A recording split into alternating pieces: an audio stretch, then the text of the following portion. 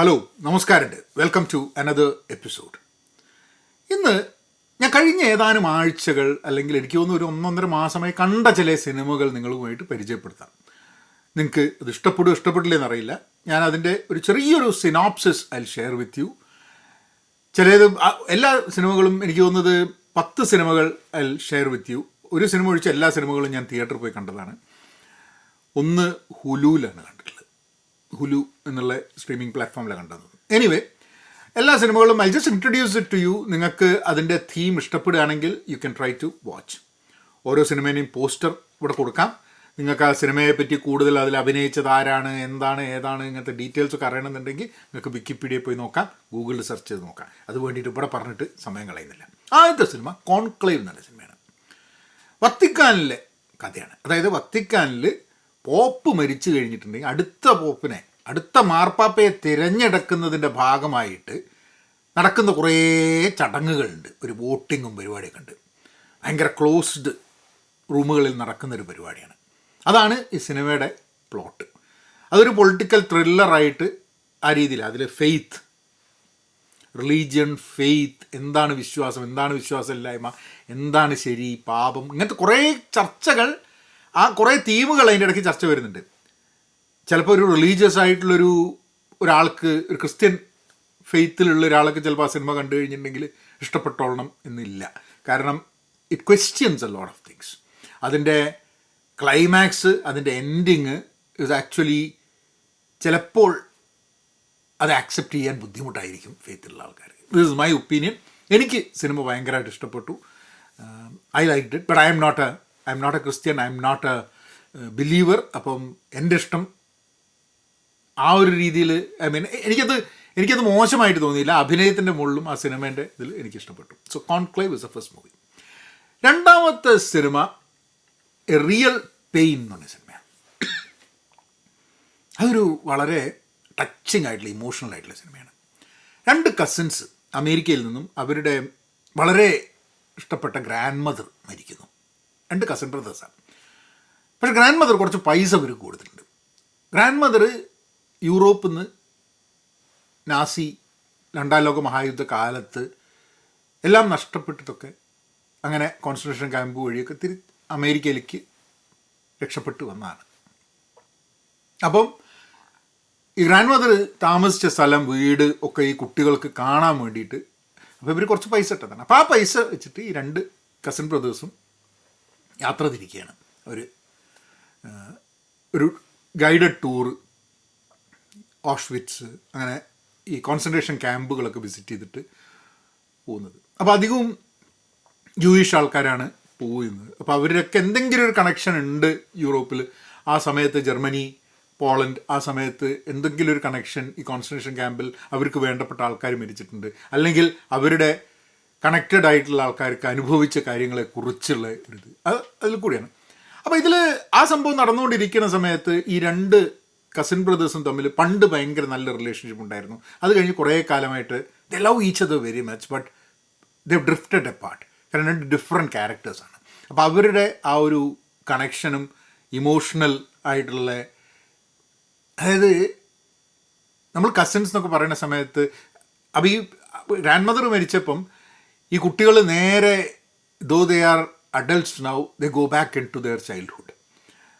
And very touching സിനിമയായിട്ട് എനിക്ക് തോന്നി. നിങ്ങൾക്ക് താല്പര്യം ഉണ്ടെങ്കിൽ, ഒരു drama with a bit of comedy ഒക്കെ താല്പര്യം ഉണ്ടെങ്കിൽ please to watch A Real Pain. അടുത്ത സിനിമ 2ാം ലോക മഹായുദ്ധ കാലത്തെ സിനിമ തന്നെയാണ്. ബോൺഹോഫർ എന്ന് പറഞ്ഞിട്ടുള്ള ഒരു പാതിരിയെക്കുറിച്ചാണ്, പ്രീസ്റ്റിനെ കുറിച്ചാണ്. അപ്പോൾ ഈ പ്രീസ്റ്റ് അയാൾ ഹിറ്റ്ലർക്കെതിരെ ഉള്ളൊരു റെസിസ്റ്റൻസ് ഗ്രൂപ്പിൽ ഉണ്ടാവുകയാണ്. അങ്ങനെ ഹിറ്റ്ലറിനെ അസാസിനേറ്റ് ചെയ്യാൻ വേണ്ടിയിട്ടൊരു പ്ലോട്ടിൻ്റെ ഭാഗമായിട്ട്, അപ്പോൾ ഒരു പാതിരി കാരണം കൊല്ലുക എന്നുള്ളത് പാപമാവുന്ന സ്ഥലത്ത് what moral dilemma does A priest have, A person of God, person of faith have in ഇങ്ങനത്തെ ഒരു അസാസിനേഷൻ സംഭവം. ഹിറ്റ്ലർ എത്ര ആവുന്നുണ്ടെങ്കിലും, അതായത് മരിച്ചു കഴിഞ്ഞാൽ ഒരു ഫൈനൽ ജഡ്ജ്മെൻറ്റ് മരിച്ചു കഴിഞ്ഞാൽ ഉണ്ടാവുമെന്ന് വിചാരിക്കുന്ന സമയത്ത് ഈ ലോകത്ത് കൊല്ലാം, ഈ ജീവിതത്തിൽ കൊല്ലാം എന്നുള്ള ഒരു തീരുമാനത്തിലേക്ക് ഒരു പാതിരി എങ്ങനെ എത്തുന്നു എന്നുള്ളതിനെക്കുറിച്ചൊക്കെ അങ്ങനത്തെ കുറേ മോറൽ ഡിലേമാസും കാര്യങ്ങളൊക്കെ ആ സിനിമയിൽ നന്നായിട്ട്. ബോൺഹോഫറിനെ കുറിച്ച് വായിച്ചിട്ട് നിങ്ങൾ ആ സിനിമ കാണാൻ വേണ്ടി പോവുകയാണെങ്കിൽ I think it would be better.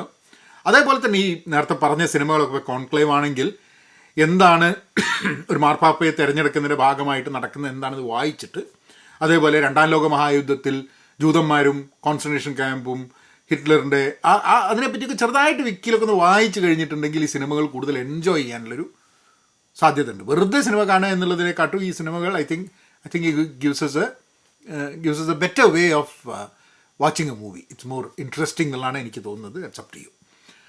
അടുത്ത സിനിമ വിക്കഡ് എന്ന് പറഞ്ഞിട്ടുള്ള സിനിമയാണ്. അത് ഭയങ്കര ഫേമസ് ആയി ധാരാളം പൈസ ഉണ്ടാക്കിയിട്ടുണ്ട് ആ സിനിമ. ഞാൻ എൻ്റെ ഒരു സിനിമാസ്വാദനം എന്നുള്ള രീതിയിൽ ഞാൻ ചിലപ്പോൾ വിക്കഡ് കണ്ടിട്ടില്ലായിരിക്കാൻ മതി. കാരണം എനിക്ക് അങ്ങനെ ഒരു വളരെ ലോങ് ആയിട്ടുള്ളൊരു മ്യൂസിക്കൽ മൂവിനോടുള്ളൊരു താല്പര്യം എനിക്ക് ജനറലി ഇല്ല. പക്ഷേ മോന് കാണണം എന്ന് പറഞ്ഞു, അപ്പോൾ അങ്ങനെ പോയി കണ്ടു. മാത്രമല്ല ഇതിൻ്റെ കഥ വായിക്കുകയോ ഇതിൻ്റെ പ്ലേ കാണുകയോ ഒന്നും ഞാൻ ചെയ്തിട്ടില്ല. ഇത് ആദ്യമായിട്ടൊരു സിനിമയിലാണ് ഞാൻ ഇതിൻ്റെ ഒരു ആവിഷ്കാരം കാണുന്നത്.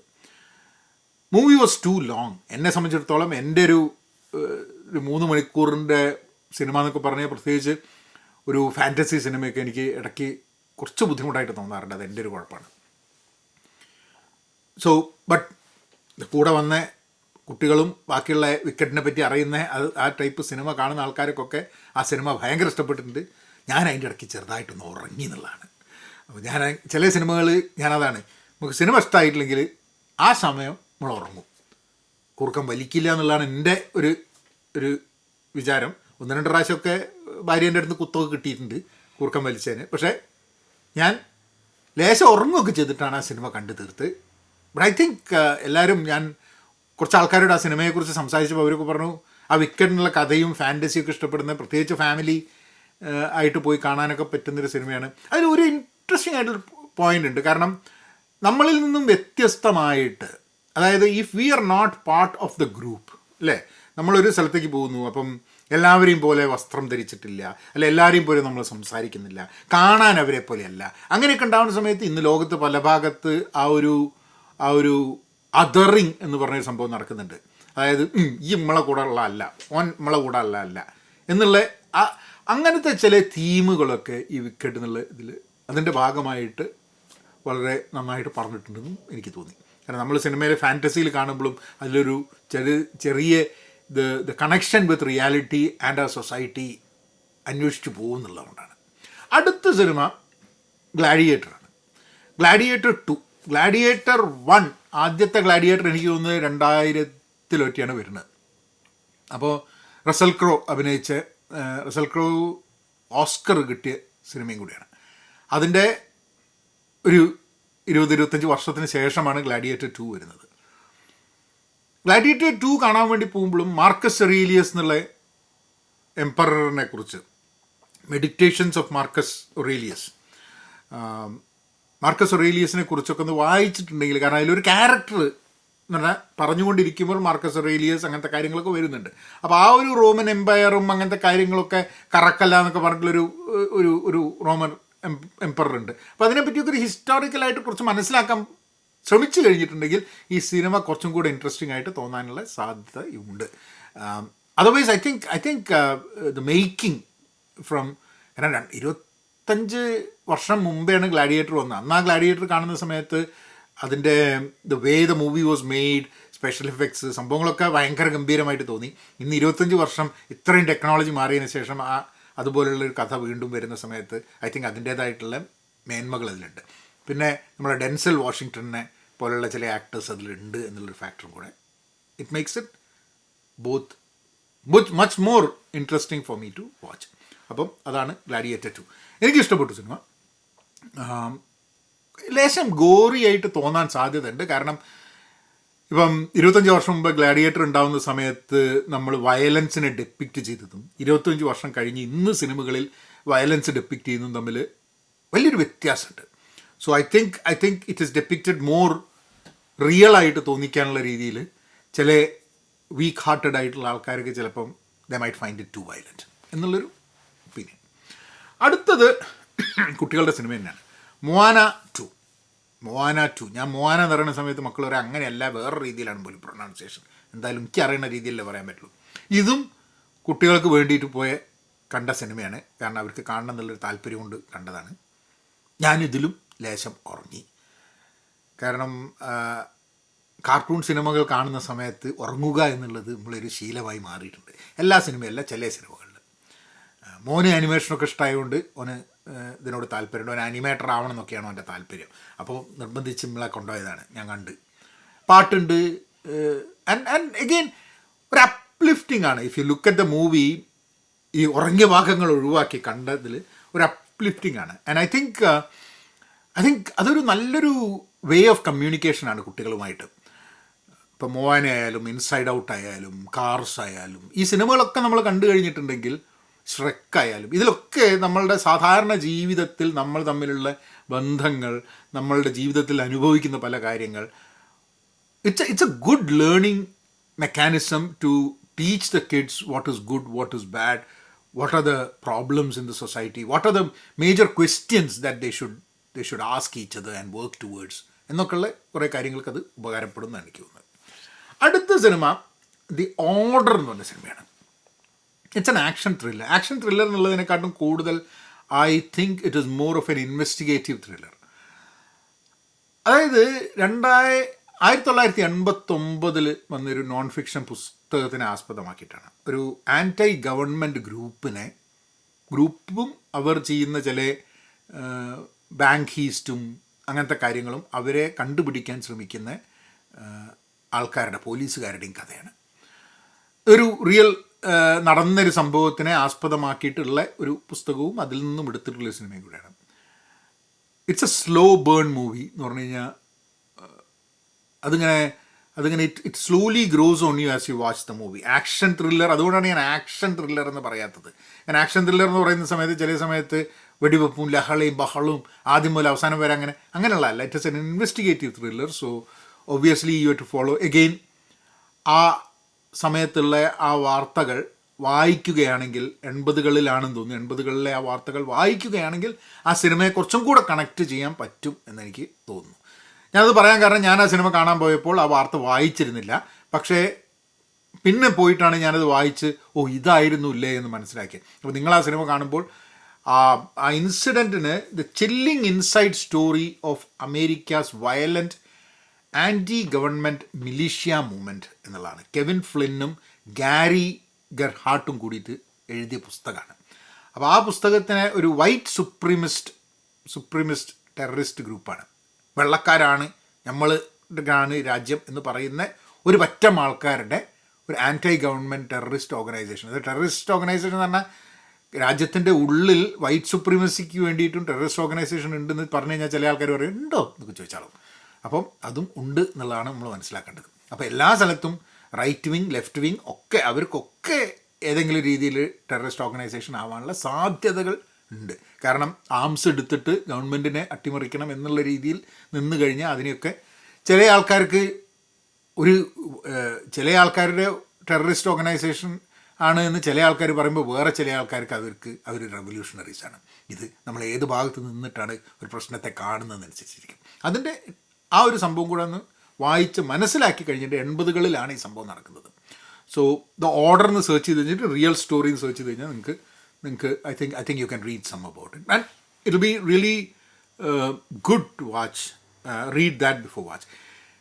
ജൂഡ് ലോ എന്നുള്ള ആക്ടറാണ് ഇതിൽ ഒരു മെയിൻ ക്യാരക്ടർ വരുന്നത്. ആൻഡ് ഐ തിങ്ക് അതൊരു ഓസ്കർ വേർതി ഒരു പെർഫോമൻസ് ആണെന്നുള്ളതാണ് എൻ്റെ പേഴ്സണൽ ഒപ്പീനിയൻ. കാരണം I think he's done wonderful. കാരണം വളരെ കൺവിൻസിംഗ് ആയിട്ട് and he's an amazing actor, അത് നോ ഡൗട്ട് ഓൺ ദാറ്റ്. പക്ഷേ അതല്ലാതെ ഈ സിനിമയിൽ എനിക്ക് തോന്നുന്നത് ഓസ്കർ നോമിനേഷൻ കിട്ടേണ്ട ഒരു അഭിനയമാണെന്ന് എനിക്ക് പേഴ്സണലി തോന്നി. The order. അടുത്ത സിനിമ ദി ഫയർ ഇൻസൈഡ് എന്ന് പറയുന്ന സിനിമയാണ്. ഒരു ബയോഗ്രഫിക്കൽ സ്പോർട്സ് മൂവിയാണ്, അപ്ലിഫ്റ്റിംഗ് മൂവിയാണ്. അതായത് ക്ലാരിസ ടീറെക്സ് എന്ന് പറഞ്ഞിട്ടുള്ള ഒരു ബോക്സിങ് ഒരു കുട്ടിയുണ്ട്. I think she still the raining champion, boxing champion in US.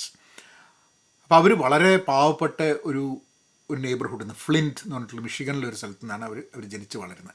അപ്പോൾ അവിടുന്ന് ഈ കുട്ടിക്ക് ബോക്സ് ചെയ്യാൻ താല്പര്യമുണ്ടെന്ന് പറഞ്ഞിട്ട് ഈ കുട്ടിയെ കണ്ടെത്തി ഒരു പഴയ ഒരു ബോക്സർ, അയാൾക്ക് ചെറുപ്പകാലത്ത് നന്നായിട്ട് ബോക്സ് ചെയ്തിരുന്നു, പക്ഷെ അത് കഴിഞ്ഞിട്ട് he couldn't continues career and അയാൾ കേബിൾ ടി വി കമ്പനിയിൽ ജോലിയെടുത്ത് അവിടെ ഉള്ള കുട്ടികളെ ബോക്സിംഗ് പഠിപ്പിക്കുന്ന ഒരാളാണ്. അങ്ങനെ he starts training and coaching this girl and the girl goes on to get the medal for US in Olympics. 17-18 വയസ്സുള്ള പിള്ളേർ. She continues. ഇത് 2013 ആ സമയത്താന്ന് തോന്നുന്നു ഈ സിനിമ നടക്കുന്നത്.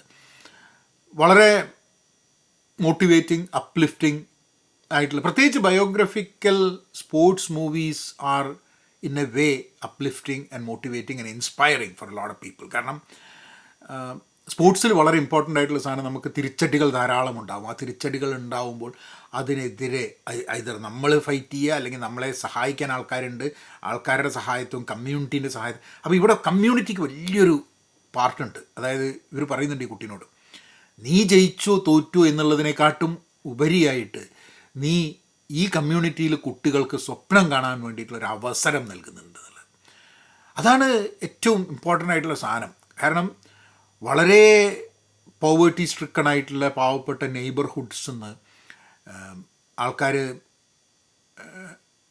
തീരെ ഗവൺമെൻറ്റിൻ്റെ ഹെൽപ്പൊന്നും എത്താത്ത, എഡ്യൂക്കേഷൻ കുറഞ്ഞ് അങ്ങനത്തെ കമ്മ്യൂണിറ്റീസിൽ നിന്നൊക്കെ ആൾക്കാർ ബ്രേക്ക് ഓഫ് ചെയ്തിട്ട് കാര്യങ്ങൾ നേടിക്കഴിഞ്ഞിട്ടുണ്ടെങ്കിൽ ദാറ്റ് ഈസ് ഇൻസ്പയറിങ്. കാരണം നമുക്കെപ്പോഴും നമ്മളെപ്പോലെ നമ്മളുടെ കൂടെ പഠിച്ച ഒരു സ്കൂളിൽ, ഞാൻ എപ്പോഴും പറയും, നമ്മൾ ലോകത്ത് എന്തു വേണം പറഞ്ഞാലും നമ്മൾ പഠിച്ച സ്കൂളിലേക്ക് നമ്മൾ തിരിച്ചു പോകണം എന്നുള്ളത്. കാരണം ഈ ക്ലാസ്സിൽ, ഈ സ്കൂളിൽ, ഈ ബെഞ്ചിലൊക്കെ ഇരുന്ന് പഠിച്ച ഒരാൾ ജീവിതത്തിൽ പലതും നേടിയിട്ടുണ്ട് എന്ന് പറയുന്ന സമയത്ത് അവിടെ ഇപ്പോൾ പഠിക്കുന്ന കുട്ടികൾക്ക് അതൊരു ഭയങ്കര ഇൻസ്പയറിങ് സംഭവമാണ്. So I think if you hearing, I think make it a point that this year you go back to your school and talk to people in your school. Inspire the youngsters in that school. Tell them that there is a whole big world out there that needs them. അപ്പോൾ fire inside is a ഉള്ളിലുള്ള തീ എന്നുള്ളതാണ്. അപ്പം I think you should watch that if that's a kind of movie that like. അടുത്തത് ഞാൻ ഹുലുവിൽ കണ്ട സിനിമ പാരഡൈസ് ഹൈവേ എന്ന് പറഞ്ഞിട്ട്, മോർഗൻ ഫ്രീമാനും ജൂലിയറ്റ് ബിനോഷ്. ജൂലിയറ്റ് ബിനോഷ് ആരാണെന്ന് നോക്കിക്കഴിഞ്ഞിട്ടുണ്ടെങ്കിൽ നിങ്ങൾ BINOCHE എന്നാണ്, ബിനോഷ് എന്നാണ്. ജൂലിയറ്റ് ബിനോഷ് എന്നെ സംബന്ധിച്ചിടത്തോളം ഏറ്റവും ഭംഗിയുള്ള സ്ത്രീ എന്ന് എനിക്ക് തോന്നിയിട്ടുള്ള ഒരു സ്ത്രീയാണ്.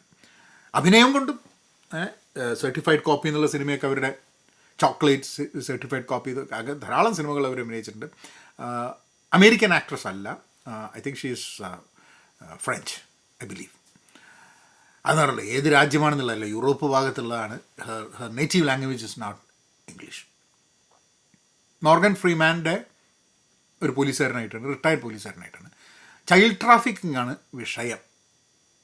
അങ്ങനെ ചൈൽഡ് ട്രാഫിക്കിങ്ങിൻ്റെ ഭാഗമായിട്ടുള്ള ഒരു സിനിമയാണ്. അതിൽ കൂടുതൽ ഞാൻ ഡീറ്റെയിൽസ് പറയുന്നില്ല, because I think there is A bit of suspense in it, there is A bit of things that you will not know when you start with the movie.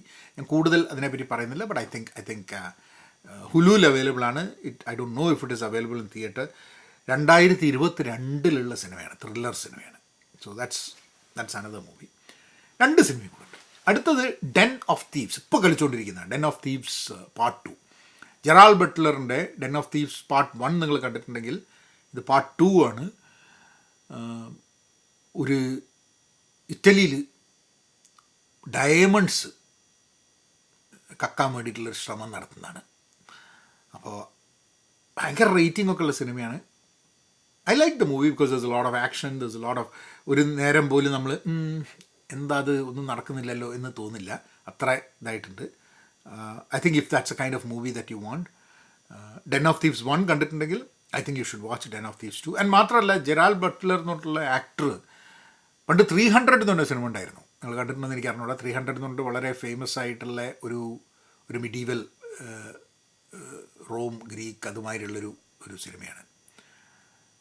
ആ സിനിമയിൽ ആണ് ജെറാൾ ബട്ട്ലറിനെ ഞാൻ ആദ്യമായിട്ട് കണ്ട്. പിന്നെ അദ്ദേഹത്തിൻ്റെ വേറെ പല സിനിമകളും ഞാൻ കണ്ടിട്ടുണ്ട്. And I like his acting. His got a different way of presenting himself.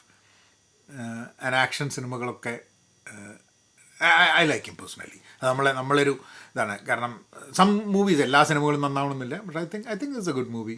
U should go and watch if that's kind of movie that interesting. അടുത്ത അവസാനത്തെ മൂവി, ഈ സിനിമ എനിക്ക് തോന്നുന്നത് ഈ ഏറ്റവും അവസാനം കണ്ടുകൊണ്ടല്ല, I think it's a very very very brilliant movie. Better Man എന്ന് പറഞ്ഞിട്ട്, റോബി വില്യംസ് എന്നുള്ള പാട്ടുകാരൻ, അയാളുടെ കഥയാണ് ശരിക്കും.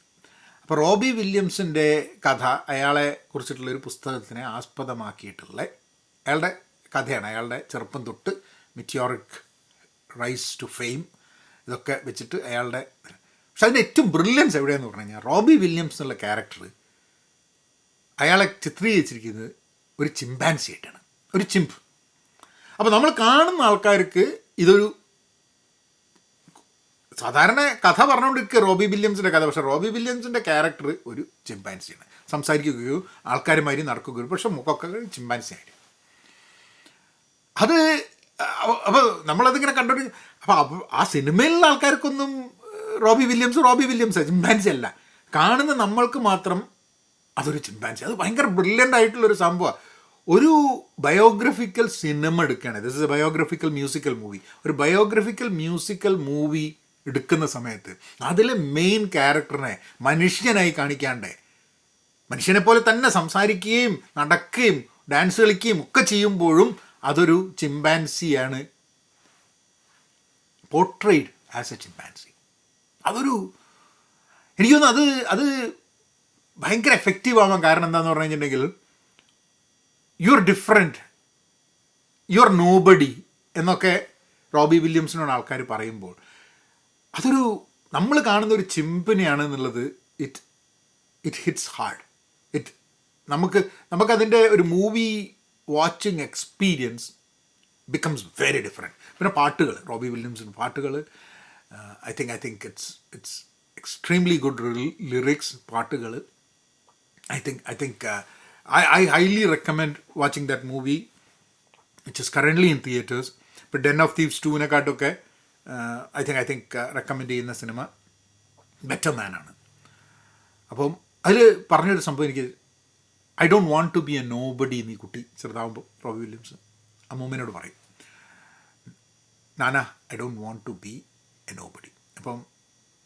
അപ്പോൾ ഗ്രാൻഡ് മദർ പറയുന്നുണ്ട്, no one is a nobody, everyone is somebody എന്നുള്ളത്. അങ്ങനെ ഒന്നുമല്ലാത്ത ആരുമില്ല എന്നുള്ളത്, നമുക്ക് എന്തെങ്കിലുമൊക്കെ നമുക്ക് ഉണ്ട് എന്നുള്ളത്. അപ്പം ഇതൊക്കെയാണ് കണ്ട സിനിമകൾ. ആഴ്ചയിൽ കണ്ട സിനിമകളെക്കുറിച്ച് ഇങ്ങനത്തെ ഒരു ഓരോ സിനിമയെക്കുറിച്ചും പറയുന്നതിന് പകരം ഇങ്ങനെ I share the movies that I watched and hopefully there are some movies that you might like. അപ്പോൾ അടുത്ത ആഴ്ച അടുത്ത വീഡിയോ ആയിട്ട് വരാം. നമ്പർ എങ്ങനെയാണ്.